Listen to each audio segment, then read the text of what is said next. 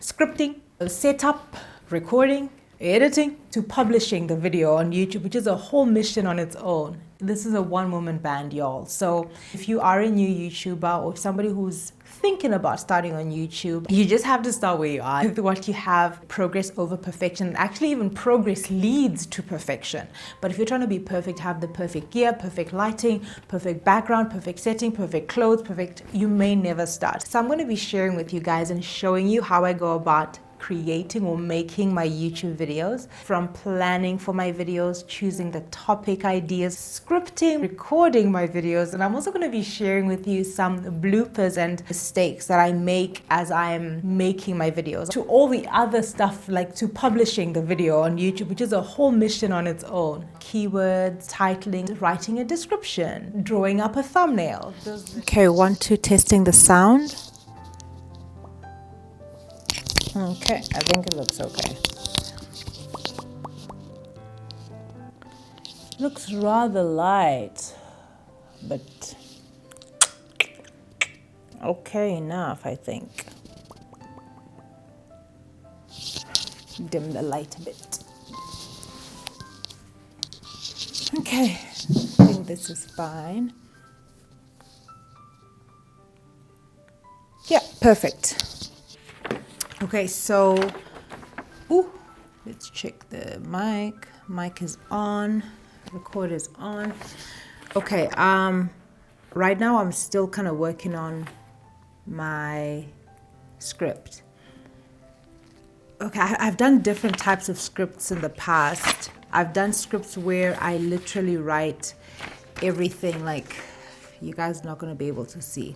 But I do scripts where I write everything, like literally everything that I'm going to say word for word, and that's quite tedious, and I'm moving away from that. And there are also times when I write my script like this. This is even I hope you all can see, it's really scribbled up. It's scribbled all over the place, and here I'm just writing the points. This was one video that I did on my relationship channel where I was talking about standards. And, you know, I just letting my mind flow. So I was just writing all my points as I got them in my mind. And then when I'm recording, I just kind of like scratch them out just to prompt myself to know that I've actually talked about this point, and then numbering the points. So sometimes when I'm doing videos and I want to talk about something in point form, like point 1, 2, 3 to 7 or 10, I will write down my script knowing like point number 1 is this. But then sometimes when I'm talking and I'm in the flow of speaking, I will jump between different points. So I tend to then kind of like cancel out and scratch out. I hope I'll be able to get this for you. If I can't, if it's not zoomed in properly, I'll give you guys a B-roll on that. So I scratch out the original number, like in this case, point number 5 turned out to be point number 4 when I was recording. So I allow myself to have the flexibility when I'm talking.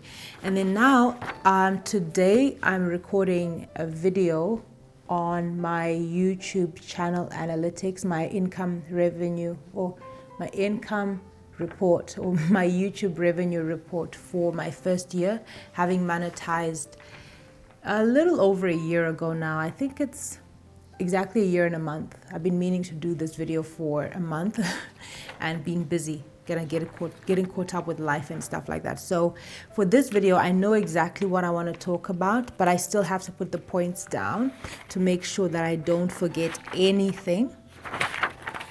And then also with this book, this is my YouTube content notebook, you can call it. And I wrote right on top here, progress over perfection, because sometimes I lean towards perfectionism so much that I'm not actually making progress. And I heard this statement somewhere that it's important to make progress and value progress sometimes over perfection, because you can't perfect something if you're not progressing in it, but progress allows you to attain perfection. So that's why I put it here, just to remind myself, because a lot of times I'm not creating content. It's also because I'm trying to make everything absolutely perfect, and then I want to have the perfect script. I want to have all my points in order. And there are times, so many times, that I write a well, I finish a video, I record it, I edit, and then afterwards I'm like, oh, the other points that I wanted to bring into this video. I might finish recording, I might finish the whole video and actually realize like, oh, I didn't do point number 4. In some instances, I've had to then just go and do a voiceover and put a picture or another video, like an overlay, so people don't actually know that this is a point that I'd forgotten to do while I was recording the video, and I'm just now inserting it and stuff like that. In post-production, I'm like, wait, I don't have point number 4. I didn't speak about it. So there's always a way of going around it, but you just have to start where you are. You just have to start with what you have. It's not going to be easy from day one to just sit down and speak into the camera. Your videos need to get better, and they'll get better even as you progress. You know, you perfect the skill as you go. Like we said, progress over perfection. Actually, even progress leads to perfection. But if you're trying to be perfect, have the perfect gear, perfect lighting, perfect background, perfect setting, perfect clothes, perfect, you may never start. So basically, I'm encouraging you to start where you are and start with what you have. So for this video that I'm talking about, my YouTube revenue, year 1 income,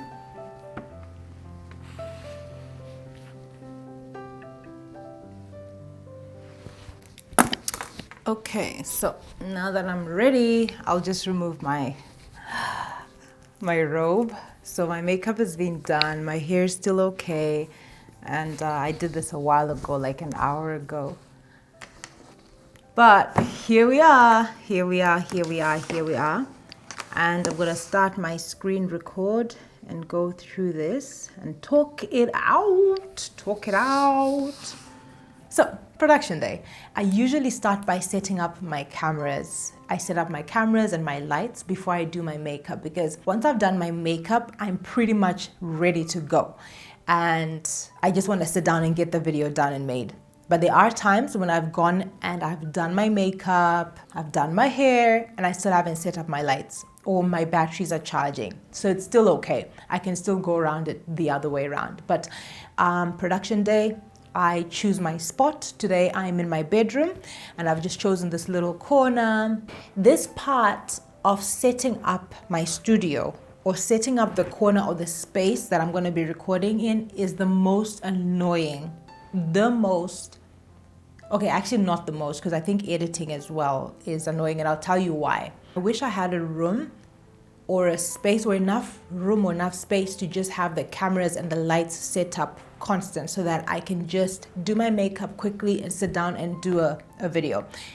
But setting up the lights and all of this wahala, it's just so much trouble. Like it's quite annoying. But anyway, we just have to go through what we have to go through and deal with what we have to make things happen, because the lights are not going to set themselves up, and without the lights, without the whole mic, and it's not going to work. So even though it is quite annoying and monotonous and boring, I still have to do it.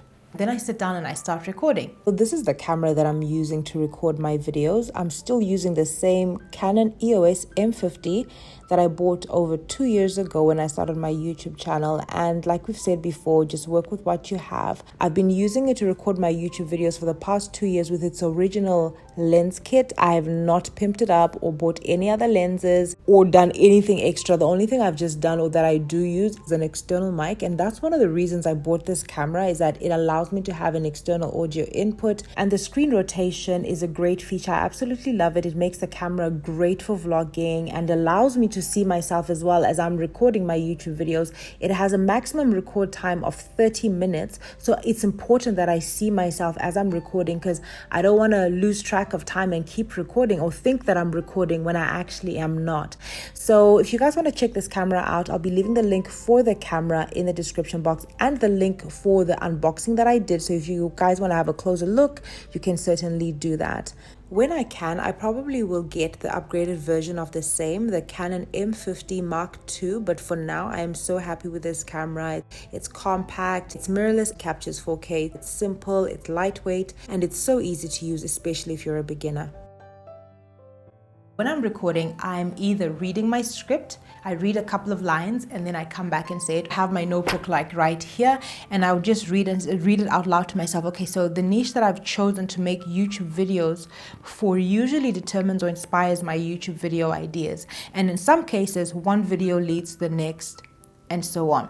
Okay, so the niche that I've chosen to create YouTube videos for usually determines or inspires my next video idea. So one video will actually lead to the next, and so on. You see, I read it and then I read it out loud. Moving on to step number 4. And step number 4 is actually you making sure or assessing the sustainability of that project or that business venture you're going to be getting into. That's how I do it sometimes. Sometimes I just have my points and then I just flow freely. But you guys won't see it because I cut and paste, chop, chop, chop, chop, chop. That's what we do. But in essence, you need to be prepared. The better prepared that I am for videos, the better the video structure and ordering and stuff comes in. You need to be comfortable as well. So sometimes I will just turn my cameras on, have the lights on, and I'm listening to music, or I'm writing my script as the camera is already on, and I would just kind of like warm myself up to the camera.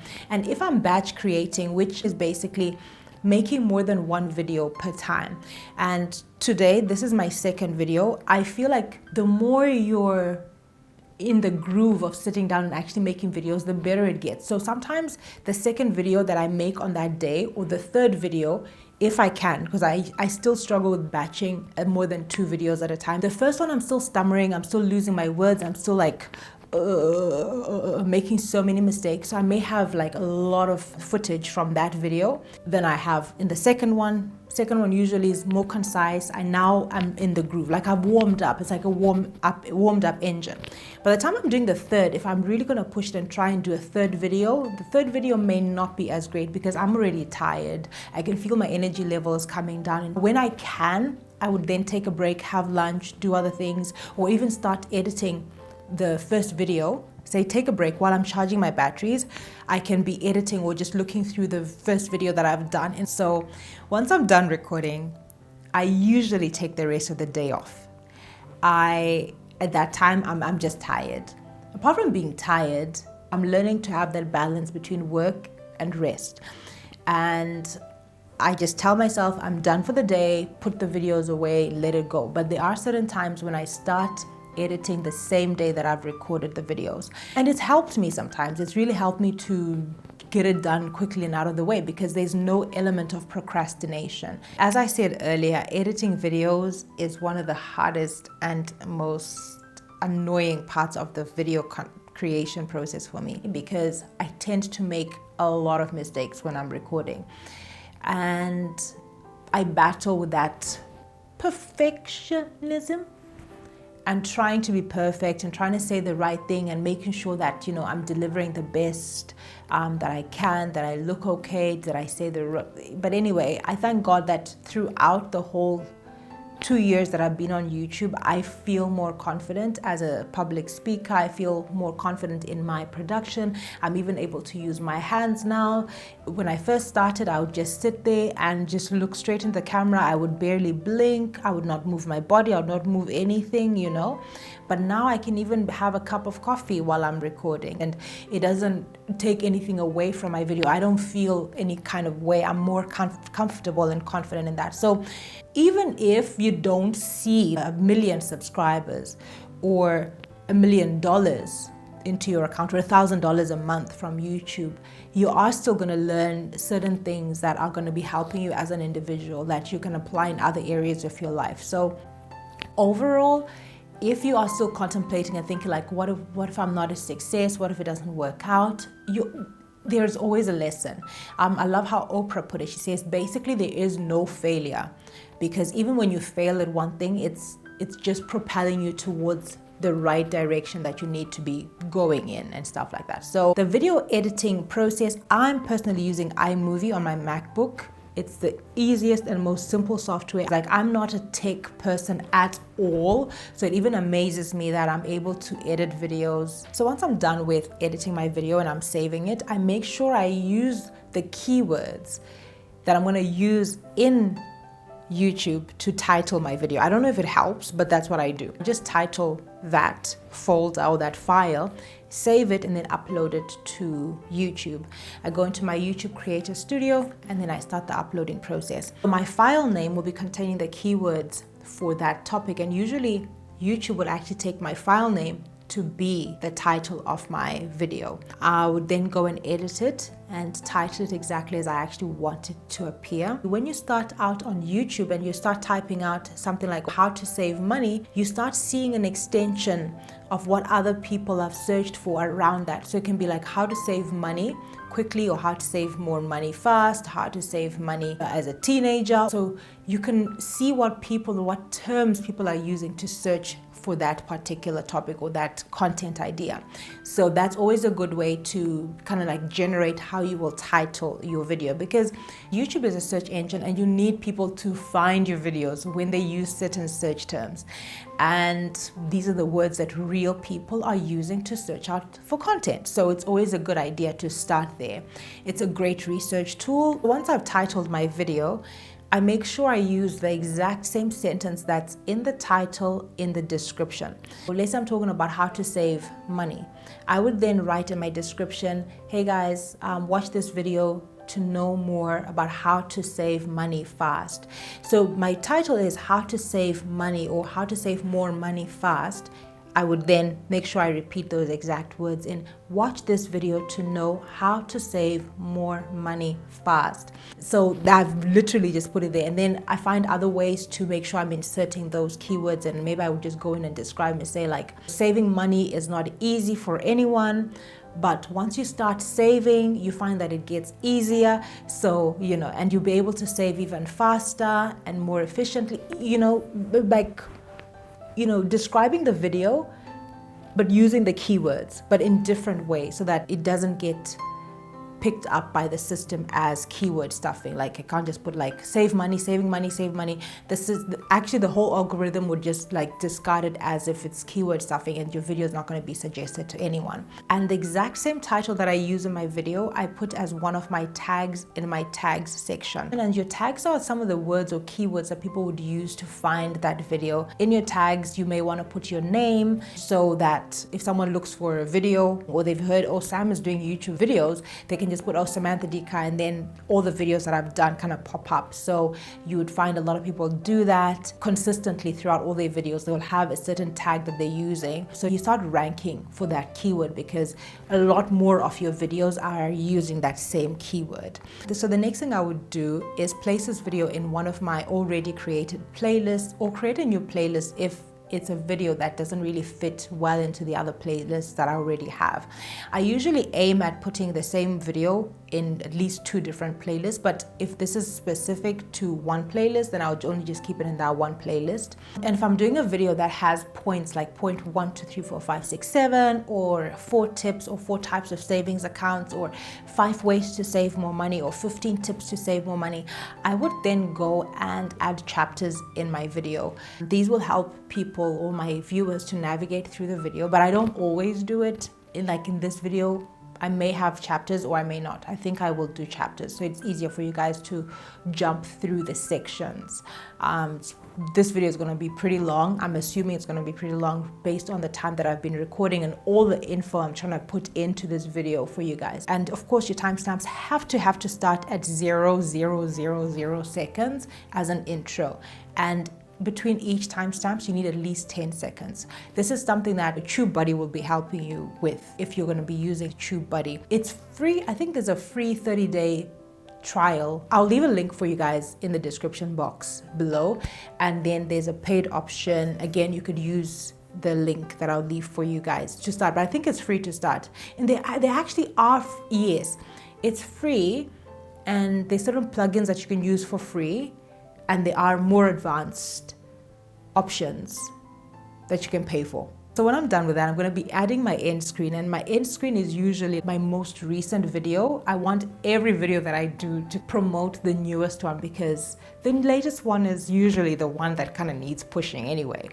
And then the other one, you can choose most recommended. Allow YouTube to recommend for the viewers based on what they watch. I usually use the subscribe button and 2 videos, but you can use up to 4 videos or 3 videos and the subscribe button. You only have like 4 elements that you can have at your end screen. It's good for you to set your end screen, and it's good for you to keep people on the YouTube space after they're done with your video, and end screens will help you to do that. Another thing that will help people to stay on your videos and to keep people on the platform are cards. And cards pop up in this top corner if somebody is watching through desktop or on their phone. And the point is to keep people watching, and mostly keep them watching your videos. So use these cards to suggest other videos that somebody might be interested in. I usually keep my cards in the same theme of the video that I'm talking about in that time. Or if I'm talking and I mention a particular video, I use Canva to create my thumbnails. I think everyone uses Canva to create their thumbnails, to be honest. It's easy, it's free. There's certain days I have time and energy to do a photo shoot or to take photos for my thumbnail before or after I record, but I need to kind of have an idea of the kind of pose that I want to have. And other times, like today in this instance for this video, I just sat in front of the camera and I let the camera roll while I was posing for my thumbnail pictures. And once I'm done, I'll just play back the video and screenshot certain pictures or frames that I actually like. But I have to be conscious of the fact that these are going to be thumbnail pictures. So as I'm recording myself, I have to stop and pause and then look at the camera, readjust, stop and pause. So when I'm playing it back, I can just screenshot whatever pose or frame that I want to keep. Next things, I'll go into my photo editor. It's a free editing software, but it does have an upgradable option that you can use. I'll leave the links for you guys again in the description box below. And I mainly do super basic editing where I brighten the picture, I sharpen the image, and I adjust the contrast, the vibrance, and the color saturation just to make the picture pop a bit. And here we go. This is the before and after. It's not too much editing, but it's just enough to give that thumbnail picture something, a little extra color and pop. Okay, so basically once I'm done editing the image, I will just upload it into Canva and adjust the picture, position it how I want to, if I'm going to be putting it on the left or the right. The best practices for your thumbnails state that you should put your picture on the right hand side, because in the bottom right corner of your thumbnail you'll have the time slot. That's where people can see how long your video is. So if you have text there, it may disrupt it when people are looking at your thumbnail from a mobile device, for example. Yeah, like I told you guys, Canva is so easy to use. It allows you to save all your thumbnails so you don't actually delete them. They stay online so you can refer back to them. Cut and copy paste whatever elements you want from your previous videos. That way you have a consistency and you allow yourself to basically just have an easy reference for future thumbnails. You don't have to start from scratch every time.